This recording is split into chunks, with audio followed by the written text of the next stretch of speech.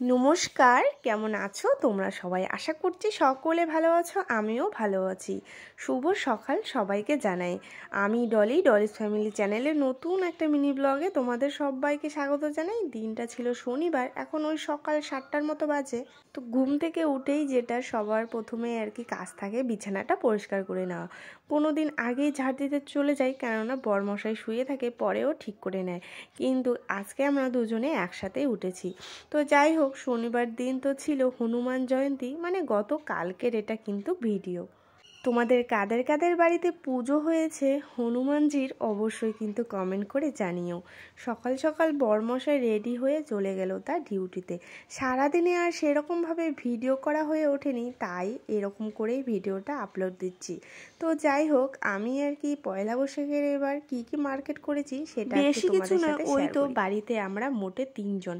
তো সেরকমই তো দেখো, প্রথমেই কিন্তু মানে আমাদের পয়লা বৈশাখ বলতে বাজেট এই বছর খুবই কম ছিল।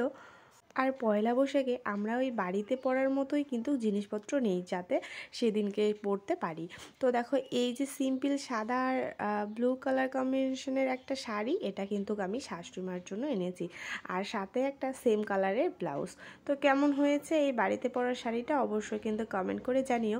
আর আমার জন্য নিয়েছি নাইটি, মানে যেটা আমাদের বাড়ির বউদের বা মেয়েদের কি বলবো, খুব প্রয়োজনীয় একটা জিনিস না হলেই নয়, কারণ সব কাজকর্ম কিন্তু শাড়ি পরেই করা যায় না, বা করতে পারি না বলতে গেলে কি। তো যাই হোক, দেখো এই লাল আর হলুদটা নিয়েছি। তো কেমন হয়েছে অবশ্যই কিন্তু কমেন্ট করে জানিও। দুটো দু রকম ডিজাইনের। তো এই তো দুটোই নিয়েছি, আর বরমশাই জুতো নিয়েছে, আর বাকি ওর পছন্দের আনবে কালকে গিয়ে, এই জন্য ওরটা দেখাতে পারলাম না। চলে এলাম একবারেই সন্ধেবেলা। এখন সন্ধে বাজে 7টা, আর আমি কিন্তু রেডি হয়ে গেছি, যাব কাকি শাশুড়ির বাড়িতে, কারণ তাদের বাড়িতে আজকে আছে পুজো। ওই দেখো, বরমশাই কিন্তু দরজায় আমার জন্য ওয়েট করছে। তো দুজনেই কিন্তু চলে আসলাম, আর আমাদের বাড়িতে মানে বাড়ি থেকে খুব একটা দূরে না।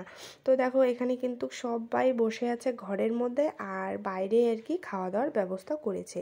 তো বারান্দায় এখানে কিন্তু তাদের মন্দির, দেখো এখানে কিন্তু পুজো হয়েছিল, আর এই দিকটা টেবিলে খাওয়া দাওয়ার অ্যারেঞ্জমেন্ট করেছিল। অনেকেই কিন্তু আসতেছে সেই সন্ধেবেলা থেকেই, এখন ওই রাত 9টার মতো বাজে।